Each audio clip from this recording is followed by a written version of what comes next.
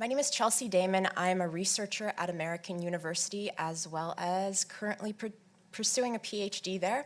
I will let everyone know that there's slightly different moderators on the panels that you have on your handouts, but I'm Chelsea. And we are going to have a slightly different panel than what you've seen for the first panel. So our first guest is actually coming in via new technology, and we're going to have Ali Fisher, who will first present his research, and then we'll go on to the two panels that are actually here in person. So I'm really excited we're doing this panel on capabilities because it's very important to understand how terror groups use new technology to create information ecology and how they disseminate and distribute propaganda and form ideas in the virtual sphere. Also, the idea of disruption and how we can disrupt these capabilities potentially is very important, and I know that is a major debate right now. So hopefully, Ali will be here soon. Do we know when he's tuning in at all by any chance? Okay, what I will do is I'll introduce Ali, and he is gonna appear. So Ali Fisher is an explorer of extreme realms at human cognition, which sounds really cool. And he is part of an interdisciplinary team that works with the government and tech companies to track, analyze, and disrupt the use of the internet by terrorist group. So with all due respect, let's push it over to Ali. Thank you. Could you give me a wave if you can hear me? Awesome. Thank you. So, sorry I couldn't be there in person. As Chelsea says, I work for Human Cognition, and we do a combination of human-based research and technology-driven analysis. And so in this particular presentation, we'll be talking about the project we did, looking at how terrorist information and content is shared across the entire trying to build a model of the ecosystem that exists rather than looking at just one platform or one particular release. We're trying to get our arms around the ecosystem because we think the information ecosystem is the thing that gives them strength and resilience. So that's how we approach this. So to start off, we do like a little bit of history. So this type of activity in terms of sharing content online started back in the 90s, but by the early 2000s it really got going.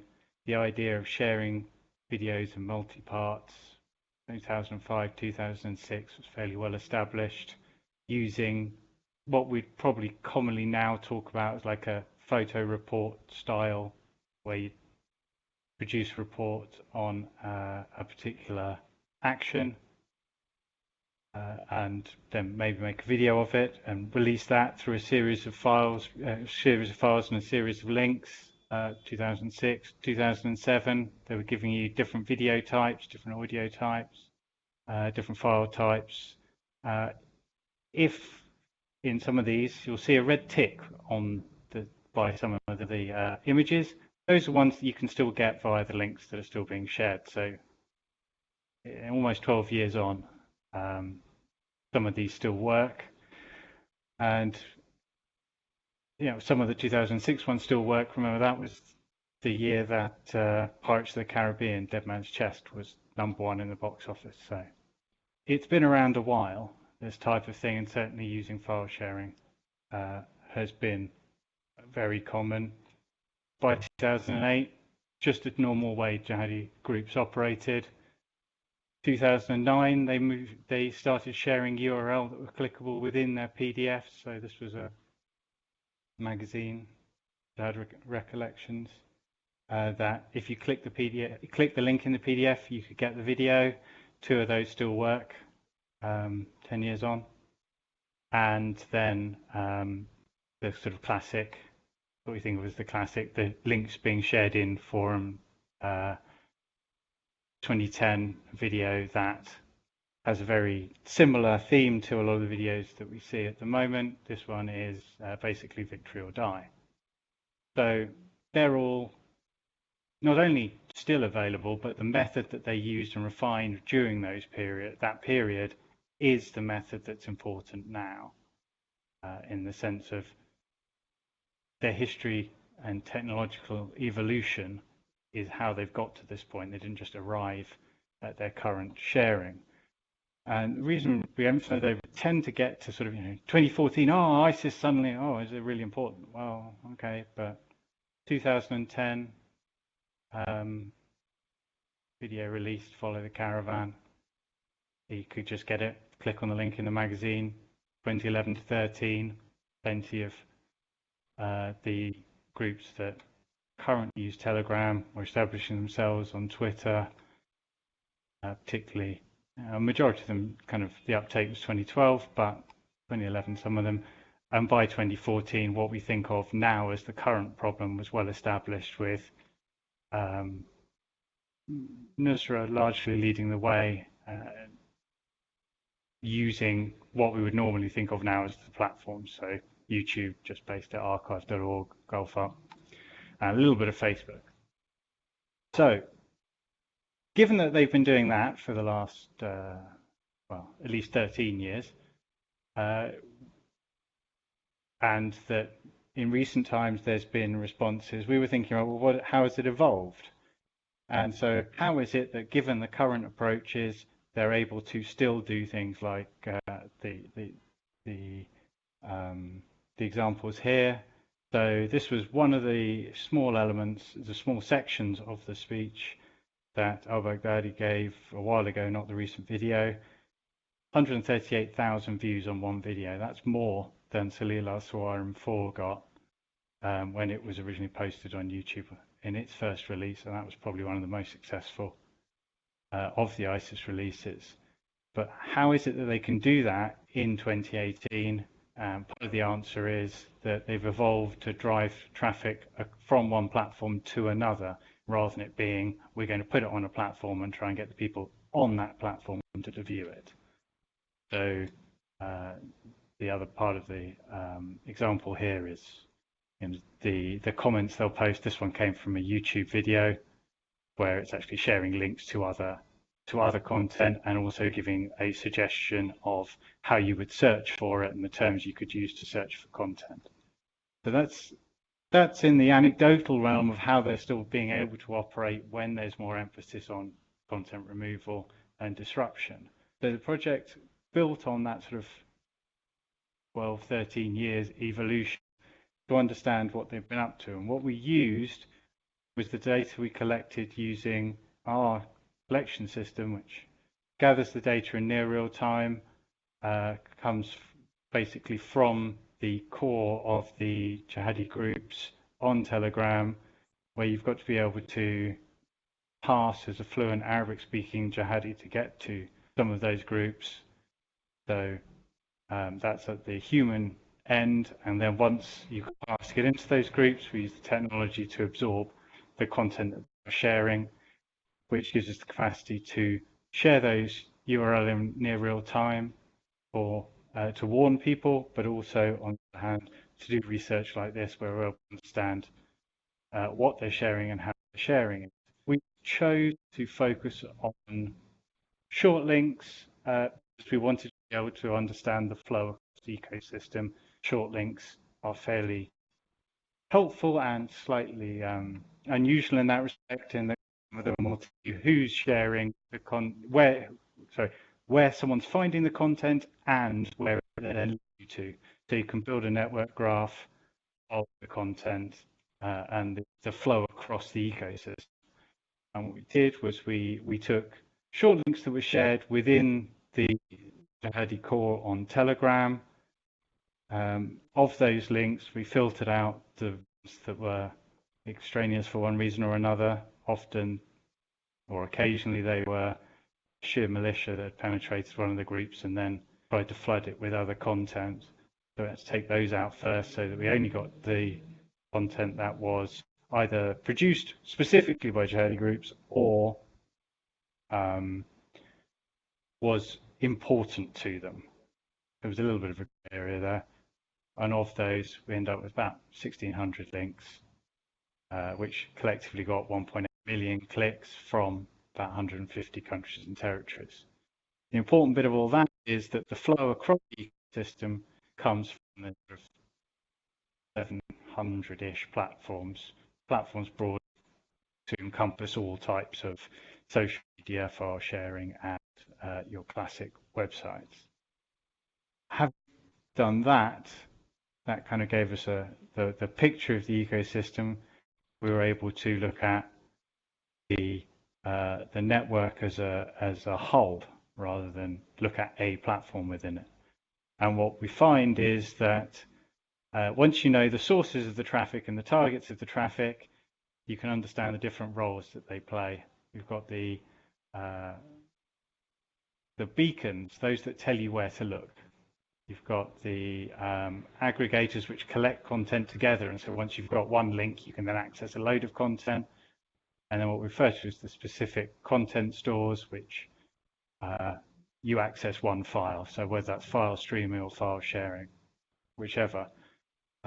Sources and targets. Sources obviously are basically the beacons, and again you've got mostly platforms with high reach. So Facebook, the Telegram, F-Droid is just a Telegram adaptation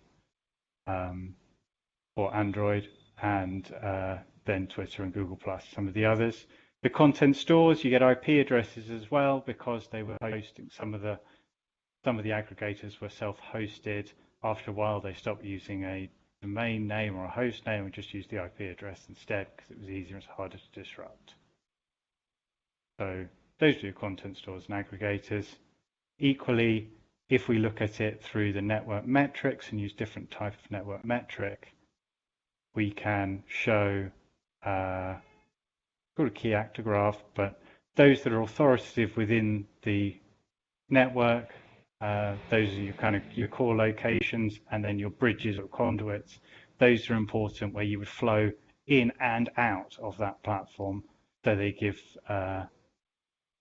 some form of bridge between content. Telegraph's really important for them now because that usually is something that they'll share one link, and then when you land there, you can get a series of other links to other content. The reason that we kind of talk about that is because although we hear a lot of discussion about a platform has content on it, it's only realistically a problem because of all the other platforms. Because if you can hide a file somewhere, it's no good unless you can tell everyone where it is.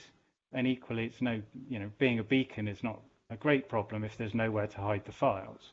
It's because they interact together that gives them both the resilience and the ability to share large files and invite people to certain chats and groups. So our main finding from that in terms of their capability is that they're very resilient because they have a lot of platforms that do different roles within the information ecosystem.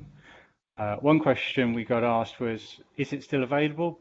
Broadly, yes, a lot of it is still available. Ton of documents, videos, and those collection aggregator type content was all still available when we checked, which was something we did later because of a question in the feedback. Of the 1,600 or so, over 600 didn't give you any response at all, which means that the server was no longer there or the server was no longer responding to that IP address. Usually the self-hosted stuff, and then a series of other code responses. 200 just means, yeah, it's working, it's there. 404 means the platform's still there, but that specific file isn't. And there's a difference with 451, which is a possibility of using in future more, is saying it's unavailable for legal reasons. We've actually removed it rather than you've typed the URL wrong. The 404 you could have mistyped rather than actually it's been specifically removed. All in all, basically, most of the content that was stored is still there, which brought us to our sort of final thoughts, which are, on a practical level, it is possible to take the content, the URLs, the specific URLs that are being shared within core jihadi communities and report them to those platforms. Some of them we've recorded in under a second from them being shared with the community. Normal conditions, it's about 10 seconds. So it's we can have a big impact on those that sharing if we can coordinate enough in terms of being able to report the content to the appropriate platform. The second part of that is, because we know that link sharing happens across platforms, there's perhaps a greater shared awareness that also needs to be happening. Most platforms, speaking in general terms, are concerned about finding the content on their own servers. Here, what we're talking about is sharing the link somewhere and storing the content somewhere else. So it's harder to identify, but if you can just penetrate the core network, as we did for this, you can immediately report and share those URL within a second. Two final points, which perhaps one of them refers perhaps slightly more to a European context, is legislative clarity. To be able to do some of this stuff, certainly within Europe, there needs to be a clarity from policymakers about what is private and falls under privacy protection and what falls under the requirement to remove content that may be considered terrorist or illegal. And finally, we mention clean hands.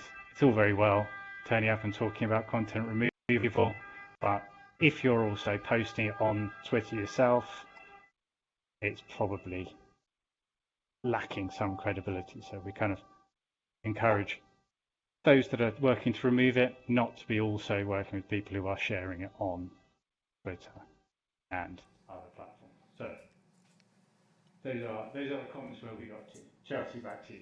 Thank you so much, Ali. And we're crunched on time a little bit, so we're going to have Paul Gill, who's our next speaker, come up and talk about his research.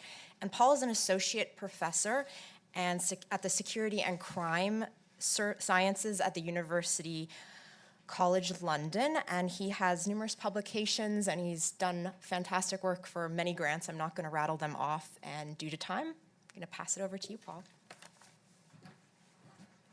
Thanks, Chelsea. Just trying to find my slides.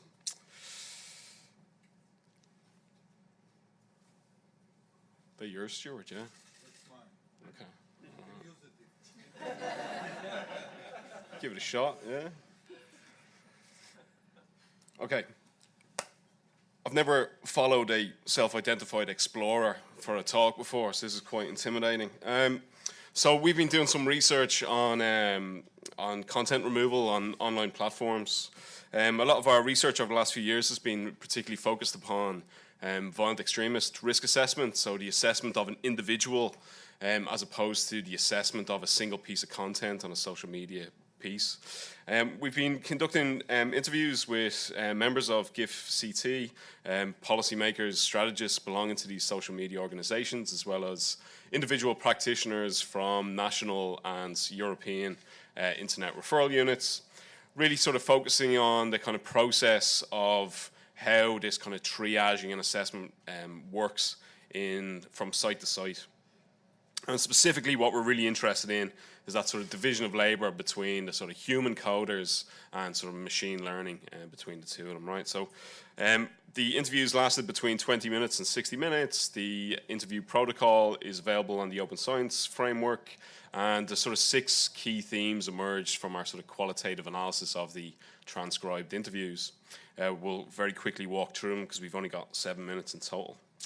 So the first one is that there's sort of very divergent approaches to content removal across the different platforms that we're looking at, but can be summarized in 2 main modalities: content-based analyses, which look at the sort of linguistic tone or content of the actual message itself or the piece of propaganda, versus more sort of behaviorally based analyses, which look at If it's looking at an account, it will look at the posting style, posting tempo, the length of time that the account has been operated for, who it's following, things like that, right? So it sort of harkens back to that very kind of crass debate in trying to understand the role of ideology in violent extremism. So do we need to understand the content of a message, or do we need to understand the sort of behavior that underpins the transmission of that message itself?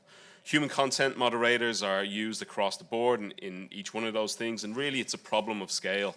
For very, very large organizations, they can employ upwards of hundreds into the thousands of content moderators. Obviously, that isn't necessarily something that's available for your smaller social media organizations because of budget constraints, and they also can't conduct those more automated behavior-based analyses because they don't have maybe the engineering infrastructure behind it to be able to sort of do that more automated machine-based approaches. Obviously, it's been mentioned a few times already, one of the sort of main challenges that they have in assessing a piece of content is because of the sort of broad range and spectrum of potential violating contents that is characterized by violent extremist propaganda. Donald Holbrook has done some fantastic work over the last few years trying to sort of build these different grades of extremism within different individual pieces of propaganda, but drawing that line about where it is that we're going to start policing its availability on these places is a lot more difficult than, say, in areas, analogous areas, say, in child sexual exploitation and so on. There's a lot bigger, grayer areas here. Also, from platform to platform and organization to organization, they use varying different definitions of terrorism.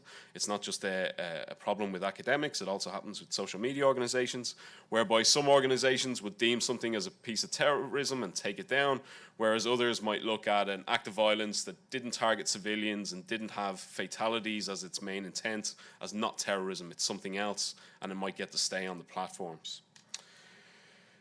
Something that sort of consistently emerged across the interviews was the importance of these policy guidelines, and Erin very eruditely, far better than I could, talked about some of these issues already this morning, so I won't spend too much time on it.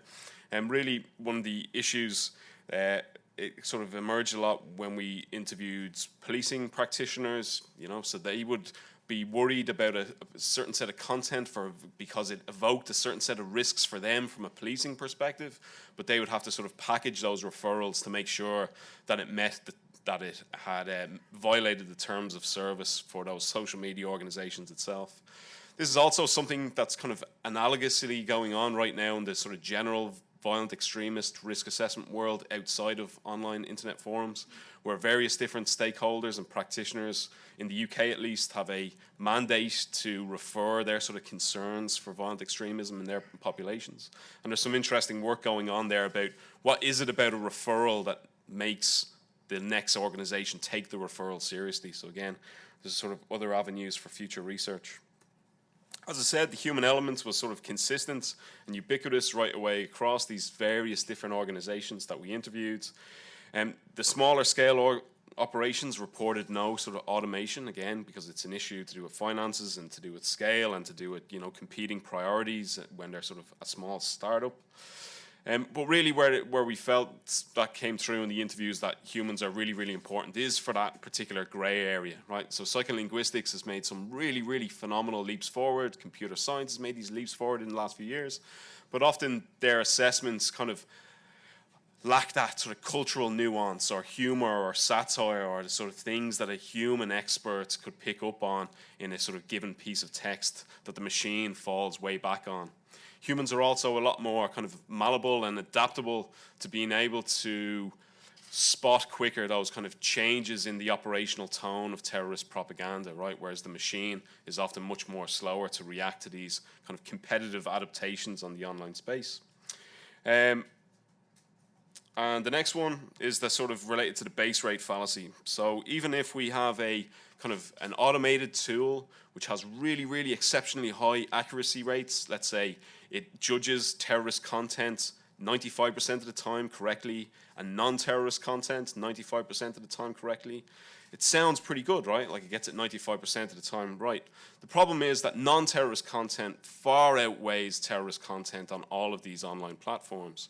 So let's just say if terrorist content is 1% of it, really the accuracy rate goes down to about 16%, given the sort of variance in the number of online things that are content that's available.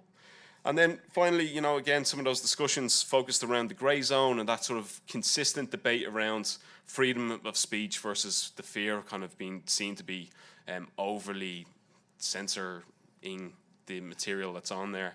And again, some sort of thoughts that we got from the interviews, that was when it was sort of deep in that particular grey zone, that there was a tendency to err towards freedom of speech.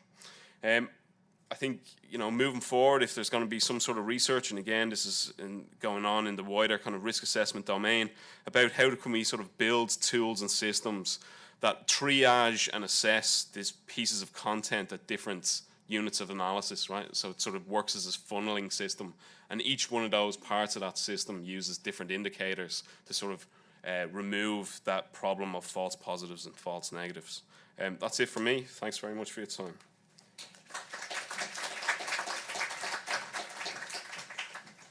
So our next speaker is Stuart MacDonald, and he is a professor of law at Swansea University in the UK.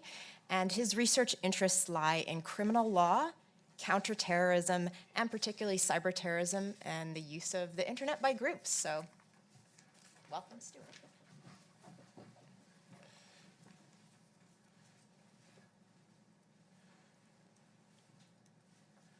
Okay, thank you very much, and good morning. I'd like to begin by acknowledging the co-authors that also contributed to the study I'm going to be presenting. So 2 of my Swansea colleagues and also a colleague from Cardiff University. As a group, we did an earlier piece of work that sought to look at Twitter's effectiveness in removing the magazine of Islamic State from its platform. And in that earlier piece of work, we found that Islamic State had largely resorted to the use of throwaway accounts. And these throwaway accounts that were used to disseminate the magazine had low numbers of followers and were suspended quite quickly. And those findings were echoed by a report by Maura Conway and colleagues, and that report's called Disrupting Daesh, and I can recommend that to you as well. So having done that first piece of work, we decided that as the next stage, we wanted to go a bit deeper and look in particular in more depth at the outlinks that we found in the tweets that we collected. So that's what I'm going to be presenting to you now. And before I turn to some of the data, I'll just give a quick word on the methodology.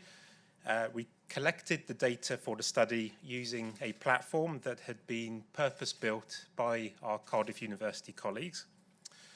And to be included in the data set, a tweet had to satisfy 5 conditions.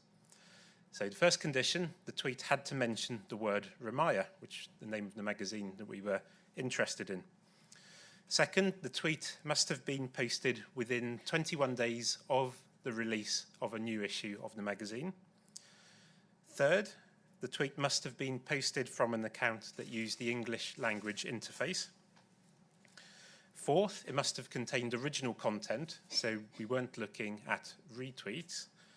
And fifth, it must have contained an outlink. So those were the 5 inclusion criteria. The resultant data set covered 9 issues of Ramaya magazine. It contained a total of 11,520 posts. And these posts between them contained 892 distinct outlinks. And the posts were posted by 1,493 different users. So I'll run through some of the key stages of analysis. So the first stage, we looked at the host names that were found in the outlinks. And you can see on the screen the top 10 by 3 different ways of counting. So in total, the posts that we collected contained 244 different host names. And here you have the top 10 by 3 different counts. First, by number of posts containing the host name. Then in the middle, the number of distinct links containing the host name. And finally, on the right, the number of distinct users that outlinked to it. And there are 3 points I'd like to highlight. The first point, the prevalence of file sharing sites and smaller platforms. So if you look at the left-hand count, the count by number of posts, 9 of the top 10 there are file sharing sites. The only one that isn't is the one at the top, ref.gl, and I'll say more about that in a moment. Then the right-hand count, the number of users, again, 9 of the top 10 are file sharing sites. The only one that isn't is pc.cd, and again, I'll come back to that in just a moment.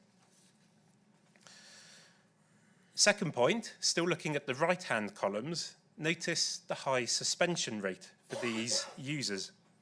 If you add up the different numbers in the different rows, you'll find that the suspension rate is 99.3%.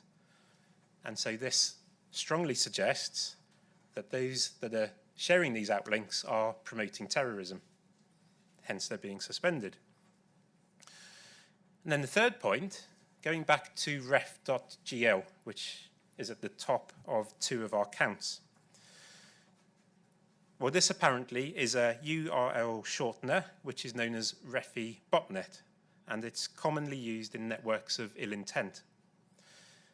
And it was found in nearly 1/3 of the posts in our data set. And yet these 3,733 posts came from just 9 user accounts. And in fact, one of those accounts only posted it once. So in effect, this large number of posts came from just 8 accounts. The tweets containing the Refi botnet were posted following the last 4 issues of Ramaya magazine, and they were posted at an average rate of more than 50 posts a day. A few months after we completed the study, in April 2018, all accounts using the Refi botnet were suspended by Twitter. And then turning to pc.cd on the right-hand count, this also seemed connected to botnet activity. This host name appeared in 160 tweets. All were posted in the space of 25 hours by 102 distinct user accounts whose usernames were all randomized collections of letters, and all of these accounts were suspended. So I think this point goes back to one of the points Paul made in his presentation just now about the importance of behavior-based decisions to remove content. Moving on to the second stage of analysis. So here we looked at the content that could be found at the links. So we determined this mainly by clicking on the link and seeing where it took us. But where the link no longer worked, we relied instead on the text of the URL and the text of the post. And there are 2 points I want to highlight from this table. First, if you look at the relevant rows, you'll see there were 381 outlinks that led to a PDF of Ramaya magazine. Of these, 307 were no longer available, 59 were behind a subscription requirement or password protection, and just 15 led directly to a PDF of the magazine. And I'll say more about those 15 links in just a moment. It's worth pointing out that these 381 outlinks appeared in the total of 6,808 tweets, and those 6,808 tweets received only 800 retweets. So that's 8.5 tweets for every 1 retweet. The other point to note from this table is that 322 outlinks led to reports or information about Ramaya magazine. And some of the stories at these outlinks raised concerns, we felt, about the role of the traditional news media in amplifying and sharpening the message contained in the magazine itself. So to give an example, issue 1 of Ramaya contained an item that encouraged readers to kill disbelievers in the street, even, it said, the flower seller. And as part of this item, there was a picture of a flower seller.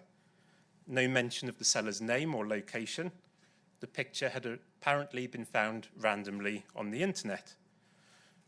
But the outlink that we followed in the post we collected took us to a story in the UK's Metro newspaper.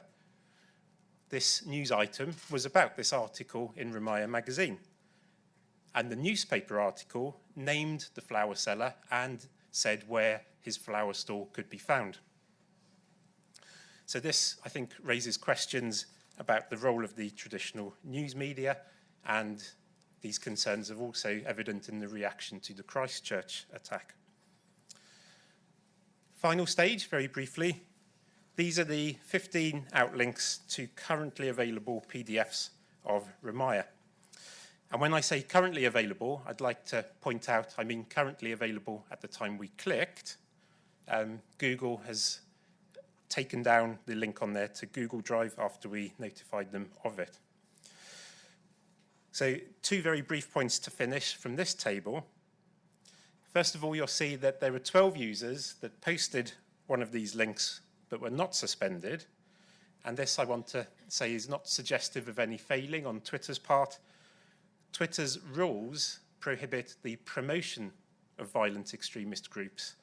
And having looked at the posts and those 12 users, they were not, in our interpretation, promoting the magazine or Islamic State itself. So they did not violate Twitter's terms of service.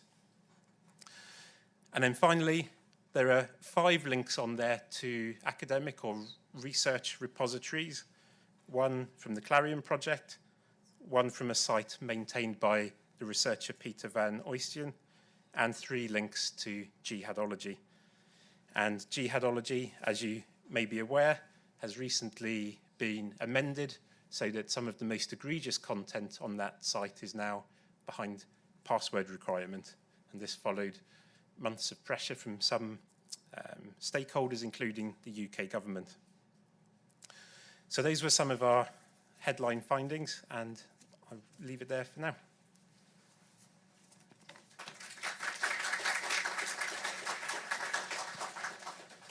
So Paul, why don't you come back up here and we'll start off with some questions that I just generally have for you, and then after that we'll take it to the audience for your questions.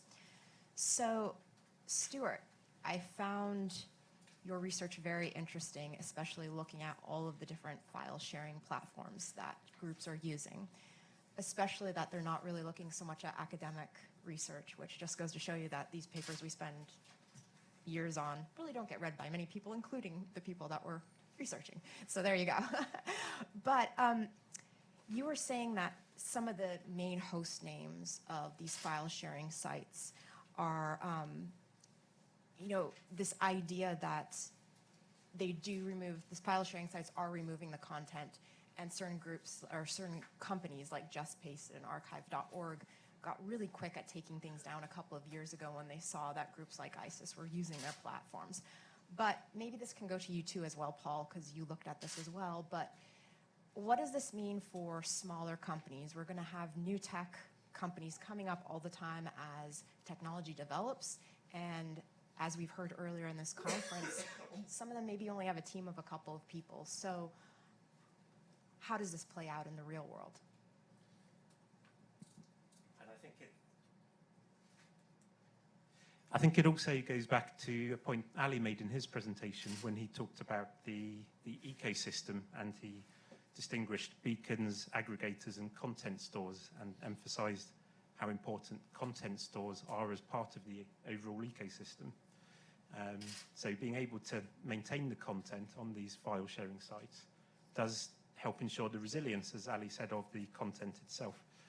So in terms of what we can do about it, first of all, I think we found 244 different host names, and GIFCT membership at the moment stands at 14. So I think there's a challenge there in terms of seeing what we can do practically to try and assist companies to become GIFCT members.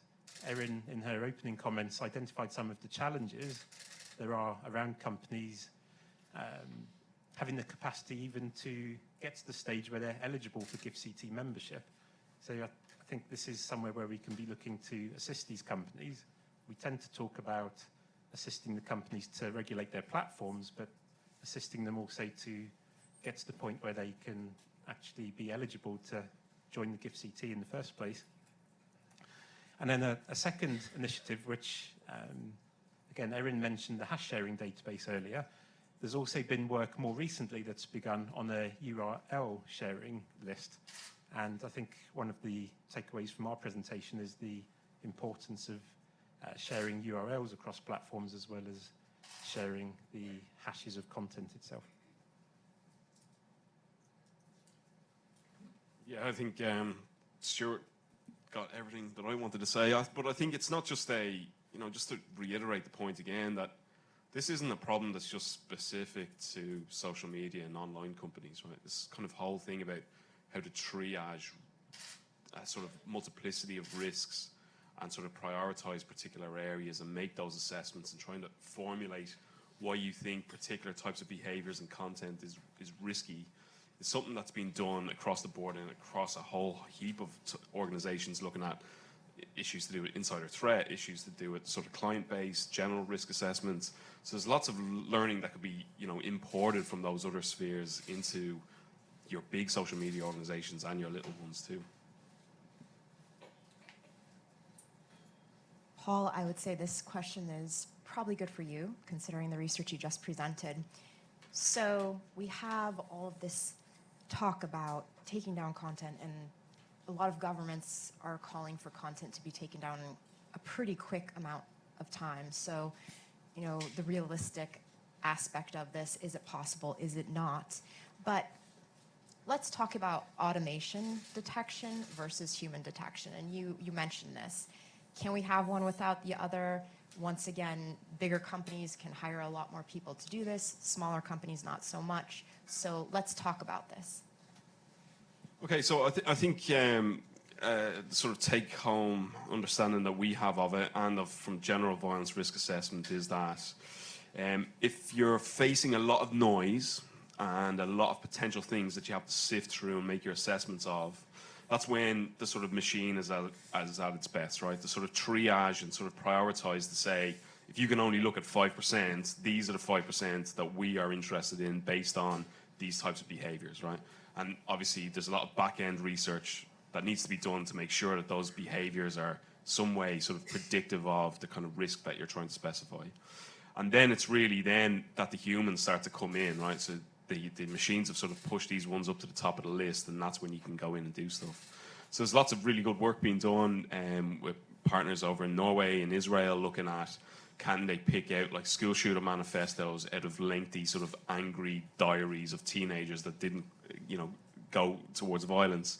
And they can say that, well, all of their school shooter texts have fallen into the top 10 to 15%, right? So it sort of reduces a lot of the noise, but that's when the sort of humans have to come in because they get that the sort of finer, detailed, kind of more granular level understanding of cultural specificity or humor or the satire that's going into what's being actually said there.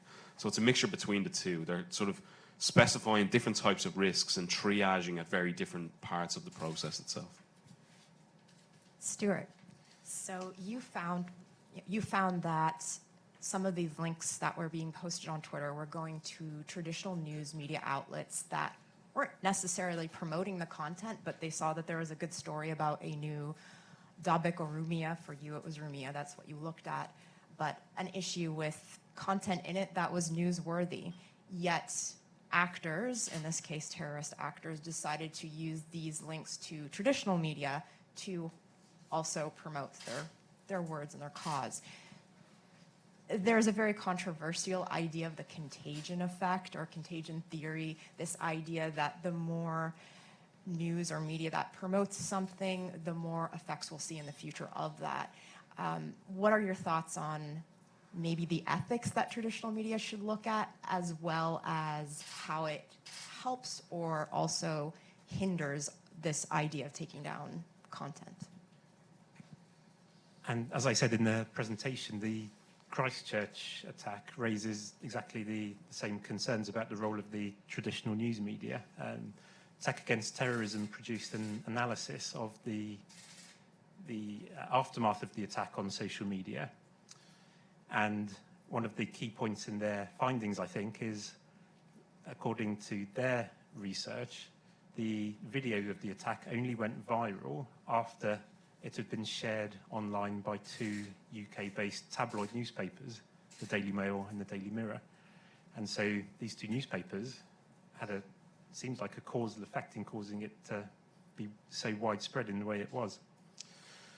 So they're important issues. I suppose one point I'd make is that we sometimes talk about old and new media, and it's becoming more and more unsustainable to talk in those terms. We're looking here at what some might call old media, but they're using the new media to share their work. And actually, if we're thinking about regulation, my opinion would be that there's a good argument that says the same standard should apply across all of these different branches of the media, and it doesn't make sense to suggest that there should be different standards, whether one's old media or new media. And also happening in the UK at the moment, there is a lot of talk about imposing regulation on online harms. I think it's interesting that the newspaper industry is already regulated, and as we talk about regulation of online harms, I think it would be wise, as Paul's already suggested, we need to look to contexts where things have been done previously and what can we learn from them. So we can maybe look at some of the regulatory structures that are in place for news media and learn some lessons there that we can then apply if we're going to continue the discussion about regulation of online harms. Paul, is there anything you'd like to add to that? No? So many of us know that we've had this big summit that we're seeing in France this week. Christchurch has come up a lot in this conference and, of course, in a lot of talks on this topic lately. There's a lot of calls being made for quick content removal, regulations of the internet and social media and so forth. And while we understand where they're all coming from, there's this huge problem of free speech. And of course, you're in the First Amendment and, not wanting to regulate so much that we're taking away the freedoms that people have in different countries. And every country has different laws, of course, on this. But what are both of your thoughts in this sphere of trying to battle content, but also trying to create spaces where it's not going to be taking away free speech and so forth? Stuart's the lawyer, so he's best placed, I think. It's a big question. Well, one thing I'd like to say about the free speech debate, we sometimes talk in terms of security being balanced against liberty. I think as we talk about these issues, we need to be careful not to continue to propagate this idea because it is overly simplistic. You have some speech that is not protected. It wouldn't be protected speech under the First Amendment, and it certainly wouldn't be protected by the European Convention on Human Rights, Article 10, right to freedom of expression. And that's because of the underlying purpose for which the speech is being published. If it's being published with the purpose of encouraging terrorism, then my understanding is it loses its entitlement to being protected speech. And then more importantly, the flip side of that is the importance of freedom of speech in counter-terrorism strategy. And when you juxtapose the two, you can lose sight of that. Free speech is fundamentally important in efforts to counter terrorism. We should be encouraging ideological debate. And so that would be the other part of my answer.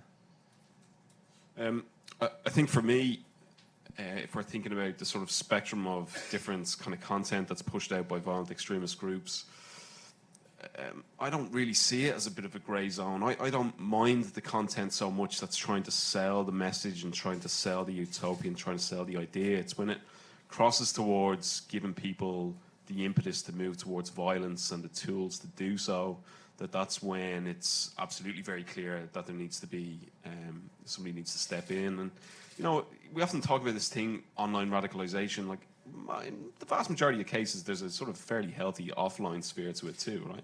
So it's not just on social media organizations to be sort of in this space and managing it. Sometimes maybe the fact that they're spending a lot of time online and being socially isolated and just dealing with the radicalizing materials, maybe that's what's filling their day and they're not sort of going to go off and do something else, right? Sometimes it might actually protect it against them, sort of going that next step further.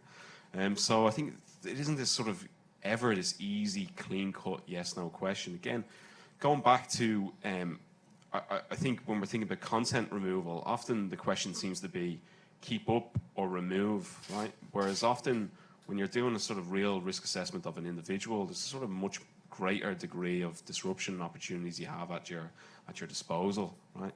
So sometimes it's not just about thinking about the presence of a behavior or presence of a feature in a radicalizing piece of content, but actually thinking about sort of going beyond that, like what is its relevance to the target population? So not every message will be created equally, so we have to sort of find different management strategies out of it.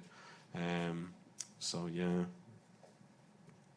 So one thing I want to bring up, because this is more my realm, is a lot of the research is done on Twitter and Facebook and platforms that are fairly open. But as we know, especially with the crackdown on Twitter, 2016, if I'm correct, a lot of groups, including ISIS, have moved to encrypted platforms. So what does that mean for this type of research? We are also seeing the same type of file sharing dissemination on the encrypted platforms where they just flood it with different locations that you can get a video or a document. So there's similarities in the ecology of how they disseminate information, but there's also differences. So what are your thoughts on this? And I see, Ali, you're back, so you're more than welcome to jump in if you can hear us on these questions. Sorry, it's like snoozed off. Yes. On that particular question, I would say, well, there's obviously, we focus on jihadist groups. They're very comfortable using, particularly Telegram. Yeah, it's encrypted, but getting to those groups, you've just got to be able to get to those groups the same as their supporters do. It's not impossible. It's just a question of experience and expertise and linguistic ability. Certainly Twitter did a lot to remove stuff, but it didn't hurt that Telegram came along at the time that it did. It certainly didn't hurt Twitter's effort to get them to move away, because a lot of the reports that came out 2015, 2016 about how there was a decrease in content on Twitter was pretty much just they went to use Telegram because Telegram served them better. Some of it is disruption, some of it is just Telegram is just so much better for them. The file sharing size is much bigger, the video size is much bigger. The transfer happened as soon as Telegram started using or enabling broadcast, so large-scale group broadcast. And full end-to-end, you can have person-to-person voice call versus massive groups, Twitter style at the other end. So it is partly a question of disruption and partly a question of it becoming slightly obsolete to spend their whole time dealing with their core group on Twitter. They went to Telegram because their core group was much happier with the service. It's always worth balancing those two things when we think about the successes of disruption. There wasn't a lot of effort on Twitter's part and other things, but it's always a balance between what's useful and what is what's useful and what is practical to be done versus wouldn't it be nice if they just all went and used something that no one else used. On the link sharing aspect, once you can penetrate the groups, it's easy to take the links and share them with everyone else. Just a tech question at that point. That can be done. Paul, Stuart? I think from our perspective, being based at university, it's a little bit different. And really differ. So I know one particular university in the south of England didn't allow its researchers to even deal with Twitter stuff. So and I know there's other ones where there's a sort of huge reluctance to allow researchers to work on Telegram. I know there's some in the audience that have even managed to do it. Mia Bloom there. sort of by putting in the kind of right protocols and data storage and all those other kind of absolutely necessary things to sort of protect the researchers as much as anything. I think there's the other thing that as kind of researchers and PIs we need to be sort of conscious of is having, you know, research assistants and other people kind of working on Telegram and looking at this kind of what can be very harrowing material on a day-to-day basis can sort of create harm. So there's also those kind of things that ourselves as researchers and social media organizations have to be very sort of cognizant of as well. And I just want to add that you can see exactly the same dynamic with radical right. So again, there's migration from major platforms to smaller ones, and the same issues around researcher welfare when researching these groups on smaller platforms can raise quite acute issues around researcher welfare that need to be addressed for the research to be permissible from a university's point of view. And the use of those kind of encrypted platforms for the extreme right in the UK has also really sort of changed the kind of dynamic of the threat itself. So, you know, when we were doing work 5-6 years ago, looking at police data on the extreme right-wing guys, they were largely very socially isolated, no contact between each other. But now you kind of got this fairly impressive kind of network of individuals plotting fairly kind of complex attacks within the UK, and it's all sort of very much facilitated by the affordances given by those kind of encrypted networks themselves. So again, the behavioural footprint of those guys and their abilities to turn towards violence has just sort of dramatically changed because of that affordance. So we're going to open up questions to the audience now. And remember, if you're on Twitter, you can follow the conversation at #Terrorism and Tech. And you will see people coming down the aisle with a microphone. Please raise your hand if you have a question. And then before you ask your question, if you could let us know who you are, where you're from, that would be fantastic. So I'm opening up to questions now.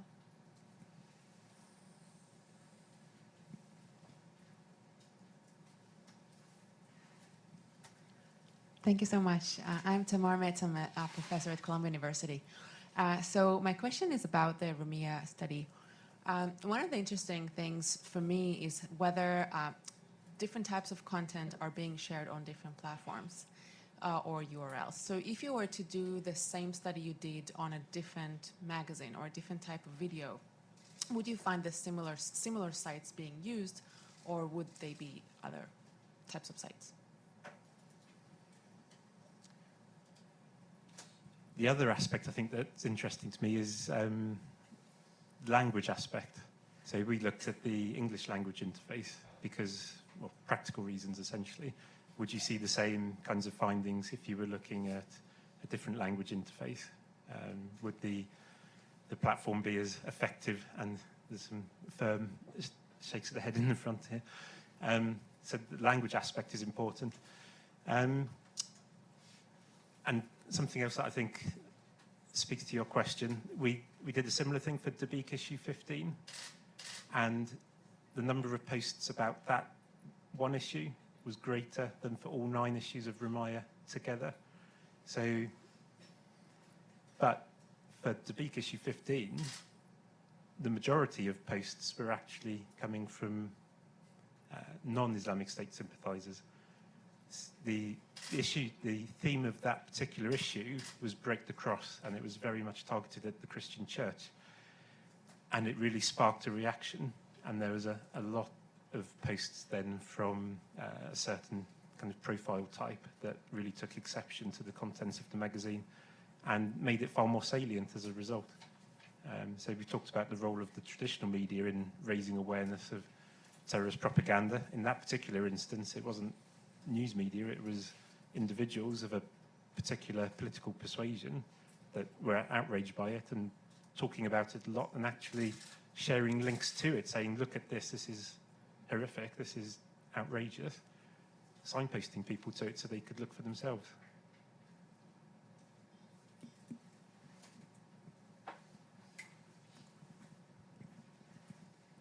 Thank you. I mean, I've talked to all of you before, and it's always good to just, every time you guys present, I have more questions and more help that I think the tech companies need. I want to get a baseline of the fact that you were all looking at content that leads to quote-unquote terrorist content.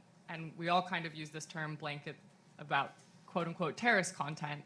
And there's a huge difference between an image of a guy with a beard in the desert and a tech company that is supposed to just inherently know that that's a foreign terrorist fighter. Could just be a hipster in a desert. We don't, there's an entire WordPress that I think it's like hipster or jihadist. And so there's one thing around branded content, the worst of the worst, beheading videos, known content of perpetrator-created content. At Facebook, we have over 200 people just on counterterrorism and 30,000 people on security and operations. And they have to have language qualifications and they have to have subject matter expertise. That's advanced a lot just in the last 2 years.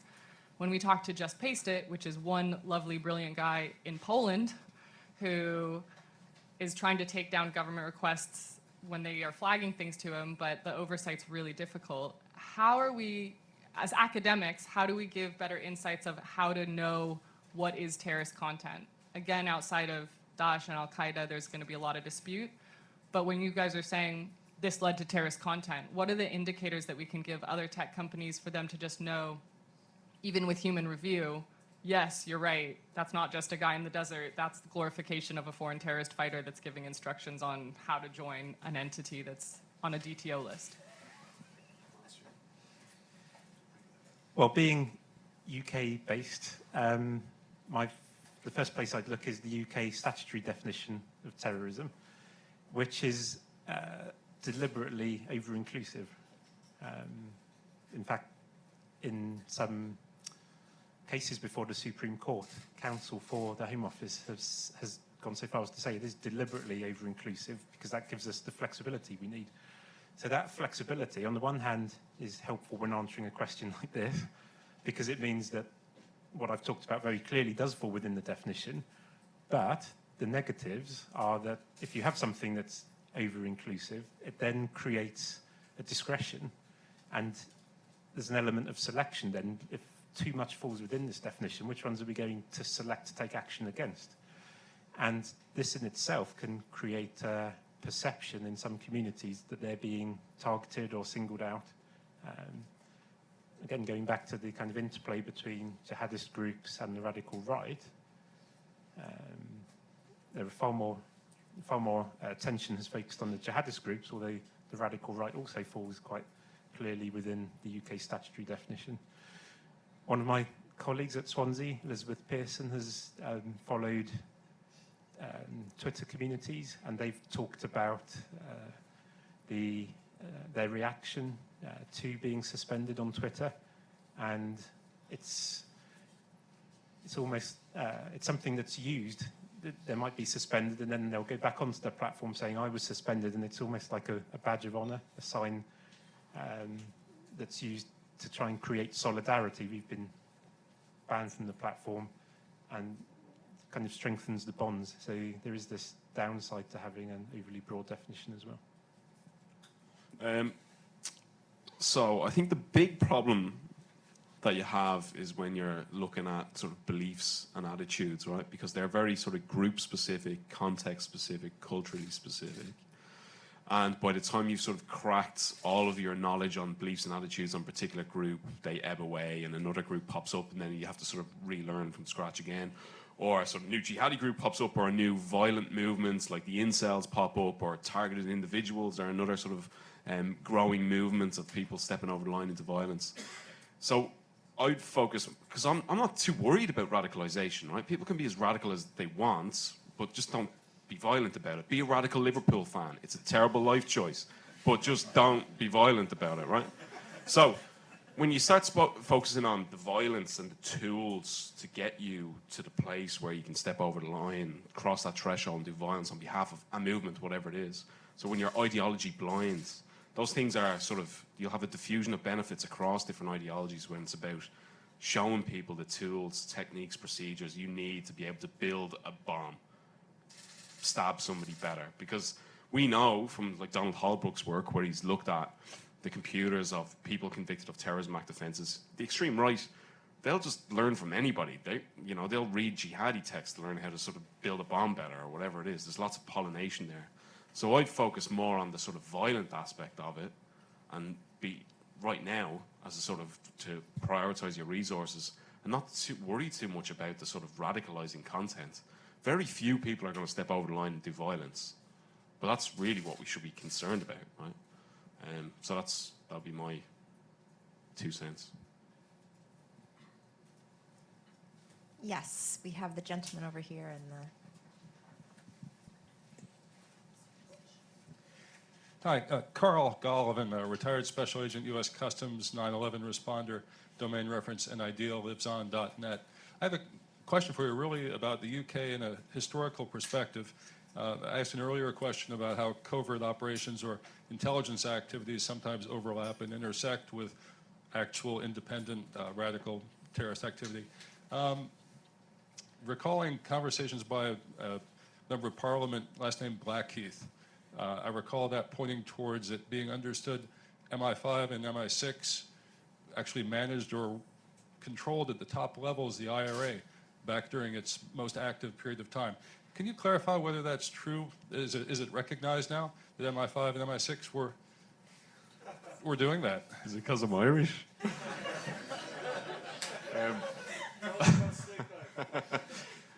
Yeah, so there was some fairly high-level individuals, with one with the codename Steak Knife that was apparently very sort of high up in IRA decision-making. So there's certainly, it's certainly a part of the current dissident Irish Republican message that a part of the sort of provisional IRA's fall was because they'd been so heavily infiltrated by British forces that sort of pulled them towards a peace process. So, and there's certainly a belief system that it's there, but whether it's true or not, I'm Irish, I don't know.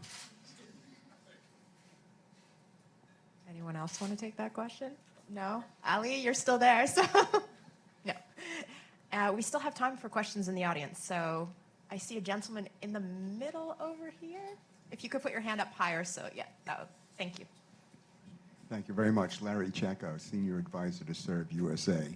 I'm assuming that the ultimate goal here is to curtail terrorism. Terrorism is a two-way street, and I would ask, are there any studies being done on the spike in technology use after collateral damage? I'm not so sure I'm making myself clear here, but it seems like every time the United States goes into a coalition kind of operation with another organization and collateral damage happens to innocent people, especially children, is there a spike in the technical use of the media? Yeah, am I making myself clear? Let me see if I can clarify it. So are you saying that just the use of new technologies, media of the internet, that when there are attacks that, or collateral damage, as you said, so something that might kill a lot of children or something, that you're seeing an increase of media use, or are you talking about increase of content that is related to that attack?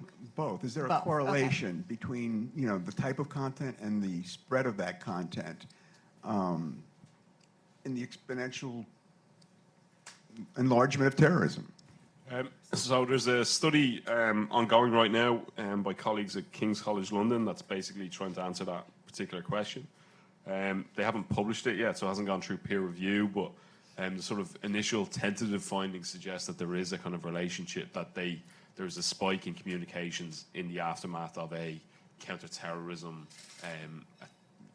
action that led to many civilians being killed. There's also been some work done on drone strikes in Pakistan and fatalities caused by allied forces in Iraq and Afghanistan that show that there's a sort of this very close temporal spike in violence immediately after those kind of large-scale fatal counter-terrorism actions on the civilian populace as well. So. And more generally, it certainly feeds into the propaganda that the groups may try to disseminate. So if you look through Dabiq or Rumaya magazine, you'll find pieces that talk about Western foreign policy, talk about Western airstrikes, and they have pictures that they claim are victims of Western airstrikes. So it feeds into the narrative that seeks to radicalize.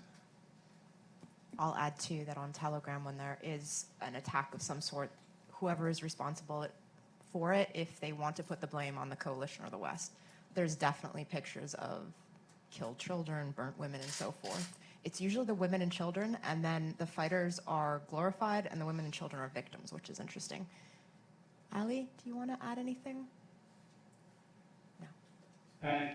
I'd just say that they do have plenty of genuine footage of dead children. They didn't have to invent it. So they do share it as part of the content. In fact, they video what phosphorus coming down on them as well. So there's certainly an element of recording what's going on, but you remember that the audience they're talking to is very often connected with other communities that are in the region. So they often have experienced some of those same things. It's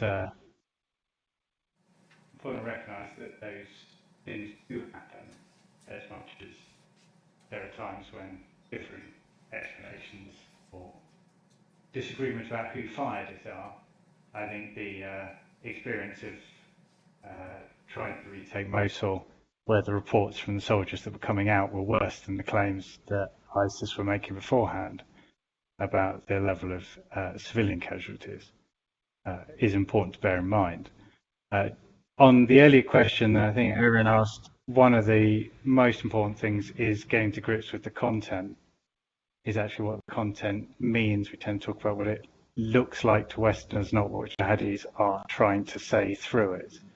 And I think that probably the most important thing is what they're trying to communicate to an audience that lives in a similar socio-cultural environment that is almost always not where the researchers are comfortably living. So understanding it from that perspective is important. Things that people in those environments will easily recognize that most Western researchers will look past and just think it's just a bit of the background, is an important part of interpreting those images. It's not an accident there's lots of trees appearing in the backs of those images, but we very rarely, if you look at Western terrorism literature about jihadis, you see any mention of what the tree is doing there. So understanding the content is part of understanding what is the point, although, yeah, bearded person in desert isn't particularly. Sorry, Chelsea. No, you're good. You're good. We have one more question time for, and Chris, I saw your hand up, so this will be our last question.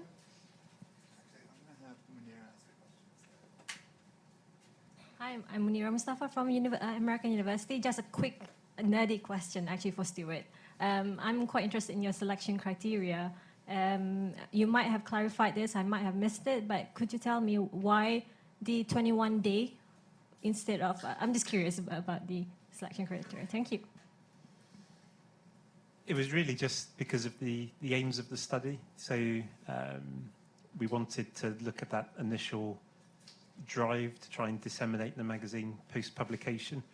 And so we chose to just look at a 3-week window. So they wouldn't overlap with the next publication?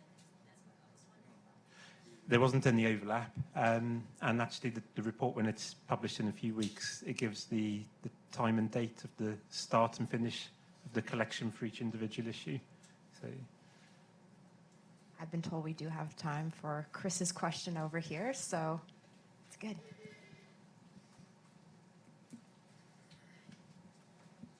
Thank you again for the great presentations. My question would be for Ali and for Stuart. And I think both of you did a really great job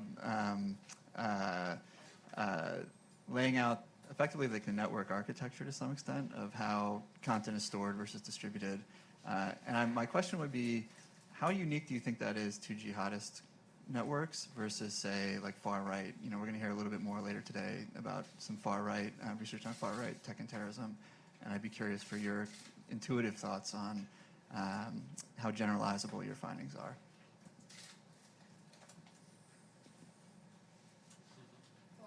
Who wants to take this question first? Ali, Stuart? Chuck, I can start. Jihadis are driven by their experience, so their specific architecture is probably specific to them. But I think the general ideas about what functions as a beacon and content stores and aggregators probably fits more broadly into some of the other categories. The specific architecture of jihadis is a result of pressure, so it's much more distributed than our normal Western social media use. In that sense, it probably is largely specific, but the categories I think we would think would work or worth testing more broadly. In terms of our particular study, when we set out and we designed it, we didn't actually make a decision to limit the study to jihadist groups. The bigger study that we completed looked at 4 different jihadist groups, 5 magazines in total. But we decided we would look at online magazines published by a designated terrorist group using the UK's list of terrorist organisations. And it just so happened that the only groups that published online magazines were jihadist groups. So radical right groups may have had transcripts of speeches or manifestos or flyers, but not magazines. So that's the reason they weren't included. Studying magazines actually made it easier to identify which posts should be in the data set and which shouldn't. And I think when you start to move to other media formats, and in particular given the prevalence of user-generated comment, and I think it would have posed more difficulties in terms of clearly identifying which tweets should have been included and which shouldn't. And as you get into the realm of user-generated content and so on, then I think some of the questions we've been discussing such as content removal, become a lot more difficult. Something we haven't thrown into the conversation yet is that lots of jihadist group propaganda is branded, which aids the automated removal, whereas a lot of the radical right propaganda is not branded, which makes it more difficult then for automated processes to pick it up. So that was kind of the underlying thinking, and it was very much about the media format, online magazines, as opposed to a particular type of ology. Well, that wraps it up for our panel on capabilities, and I want to thank everyone for coming. There is going to be a bit of a break, and lunch will be served, so if you want to partake in lunch, if you got the doors in the back, there'll be lunch, and we'll see you back after that. Thank you.